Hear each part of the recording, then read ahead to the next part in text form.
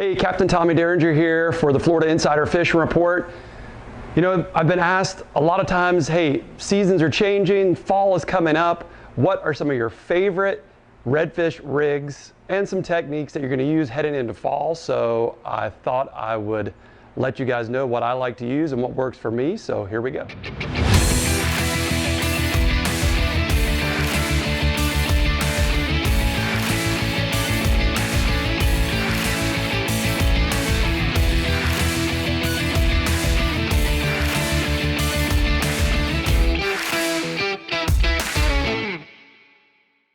So we're taping today aboard my Pathfinder 2300 HPS, which in my opinion is one of the best live bait and artificial boats going. I mean, it goes deep, it goes shallow, it does everything in between.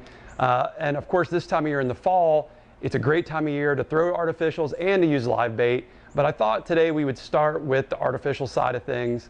You know, one of my absolute favorite things to do this time of year is to throw a topwater plug.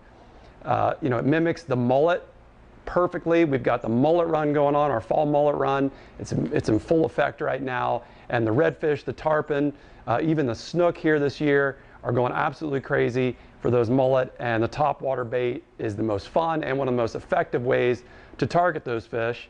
Now, this is one of my favorites, at least in the last couple of years. It's by Mirror Lure. It's a Top Dog. They make all different kinds of versions of the Top Dog. They make the junior, they make the she pup, I don't even know the names of all of them, but they all are very effective baits. It's really more about finding those schools of mullet, finding the fish feeding, and then working these baits correctly.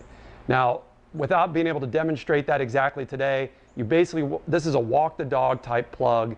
Once you get the hang of that, if you can find that bait that's getting chased by something, whether it be jacks, redfish, trout, snook, whatever it might be, just find that bait getting chased, toss your topwater plug around there, and you're gonna have some fun. Even if you don't catch the fish, it's gonna be fun because you're gonna see them chasing this thing and blowing up on the surface.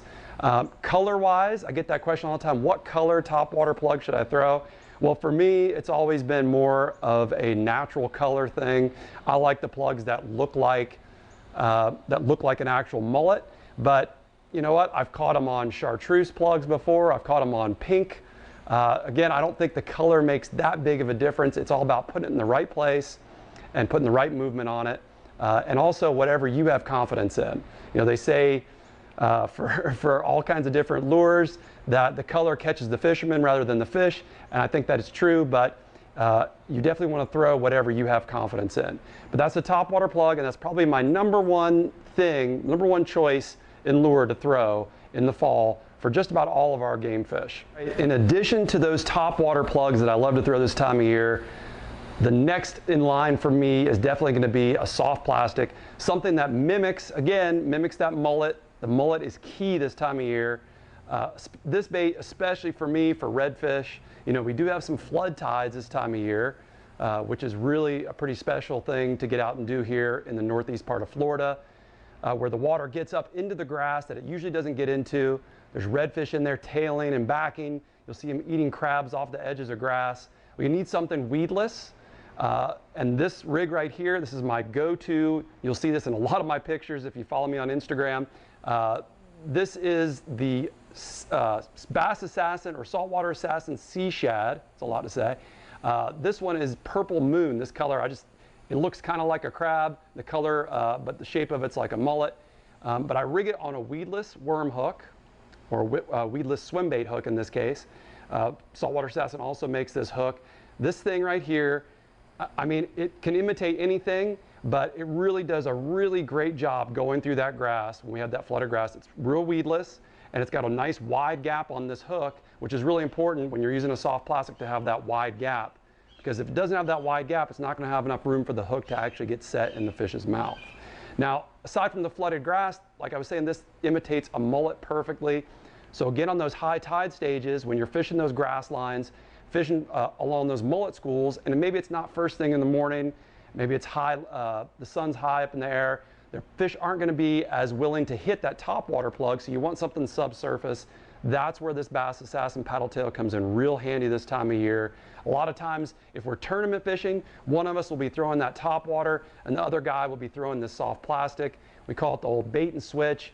You know, the redfish, the trout, or whatever it is we're fishing for might come up and miss the top water. Well, if they're missing the top water and the other guy throws this in behind it, they're almost always going to eat this. Again, this is the Bass Assassin Sea Shad. Comes in 100 of colors, probably, at least. I don't know. It comes in a lot of different cool colors. Pick whichever one you like. But it looks just like a small mullet, and it's another great bait for the fall fishing here in Northeast Florida. Actually, anywhere in Florida. All right, so we've talked about a couple of my favorite artificial lures to use in the fall here in the Northeast part of Florida. Now we're going to talk a little bit about the live bait side of things. Now, a lot of people like to use the standard J-hook jig head, you know, with the weight on the top of it. It comes from all the way from 3/16 or 1/8 ounce all the way up to half, even a full ounce. And that's a great way to live or dead bait fish. But for me, I like to use something a little different. It's a simple rig. It's basically a circle hook with a split shot, a large split shot, probably 8 to 10 inches above the hook. Now, a couple reasons I really like this rig. One reason in particular is it's real easy to change. You can add these split shots. You can take them away. If I want to cast this a long way, I'll add a couple extra. If I want to free line something, I can take it off real quick and then I'm ready to free line something. But it's a real versatile and real easy to use. This is, I believe it's a size 2. This is a very large split shot. And this is a 3/0 circle hook on the end. I use this with live mullet, cup mullet, live shrimp, mud minnows, whatever it might be. This rig works especially well for redfish, but for just about anything when you're fishing fairly shallow or fishing some of the creeks up here. Now, another reason I like to use this is if I'm fishing somewhere on the bottom and all of a sudden I see something where I want to throw a float or I want to float a bait, well, all you have to do is just attach a float on the top of it and you can change what type of weight you have on the bottom. But always using this 3/0, 2 or 3/0 circle hook. To me, this the hookup ratio with this circle hook is quite a bit better than the J hook, especially for some less experienced anglers. But you know what, even when I'm live bait fishing, I like to use this rig just because of how versatile it is. And I can tell you right now, with 3 or 4 of these split shots on here, using 10-pound test braid and a 7/6 rod, you can cast this a mile, which can come in real handy as well. So this is the simple, we'll call it the split shot circle hook rig, and I use it all the time here, especially in the fall when I'm live or dead bait fishing. All right, another really effective rig for this time of year, for maybe a couple different reasons, is the popping cork. One thing it is similar to is the topwater lure because it makes noise, which is really important because this time of year we get a ton of rain, a ton of wind. The water can be really murky, so you want something that can make a little noise, especially when the tide's up. You're fishing maybe a little deeper up on the flats. You want that noise to attract the fish.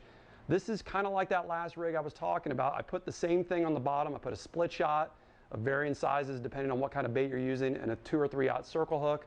But this right up along the grass line, pop this thing as hard as you can pop it. You want it to make a good amount of noise. Redfish especially love this rig. And with these big tides, if it's not flooded and the fish aren't all the way up in the grass tailing, but they're up there enough on the edge of the grass, this is an excellent rig to call them out of that grass and to get those redfish going. All right, I've got one last rig to talk about. You know, we're mostly talking about redfish here in the fall in Northeast Florida, and a big part of red fishing this time of year is going to be fishing for those big, oversized bull redfish. Now, typically when we're fishing for those, we're going to be in deeper water. We're going to be at the inlets, maybe at the bridges, sometimes up in the St. Johns River along the channel edges, but typically it's going to be 15 foot, maybe up to even 40 or 50 foot deep. So when you're doing that, this is a simple rig. Most people probably know about this, but I just thought I'd throw it out there and show you how I like to do it. This is basically the typical fish finder rig, and I'm using a little heavier tackle here. You definitely want to use some heavier tackle. You don't want to fight those redfish, those big ones, to exhaustion. Make sure that you're using something you can get them up quickly, maybe get a quick picture and revive them and let them go. Make sure they're healthy. But this rig right here, I've got a 50-pound leader tied onto 40-pound braid. And then I've got, this happens to be, I think this is a 6-ounce weight, but you can use anything from 4 ounces up to 12 ounces up. I know my buddy Capt uses 12 ounces sometimes up there in the St. Johns River. So whatever it takes to hold the bottom, that's what you need to use. I've got a 60-pound, or this might be a 100-pound swivel. And then I've got another length of leader. This is a 40-pound fluorocarbon leader. attached to a 6/0 circle hook. Now, circle hook, again here, it just, man, I think it's so much better than a J hook in this situation. A lot of times when you're fishing deep, you're not going to feel the bite as good as you might when you're fishing a little shallower. You got a lot of weight down there, and sometimes you have a little bit of a bow in the line. But this will make sure that you hook the fish, and hopefully you'll hook them in the corner of the mouth and not gut hook them. Because like I said before, you want to take care of these big breeder redfish. But baits of choice for this, again, it's real simple. A cut piece of mullet works really great. Cut piece of ladyfish, if you can get that, is also a great bait. And then probably the most widely used, if you're specifically fishing for the redfish, is going to be a cut piece of blue crab. If you're fishing for those really big ones, maybe a half or even a whole blue crab, depending on its size. But sometimes you can get away with quartering that crab and getting a few more baits out of it. But again, this is a simple rig, very effective. And one other little tip on fishing for those bull reds this time of year is typically they're going to bite best around the changes of the tide. For me, I like the last couple hours, the outgoing the best.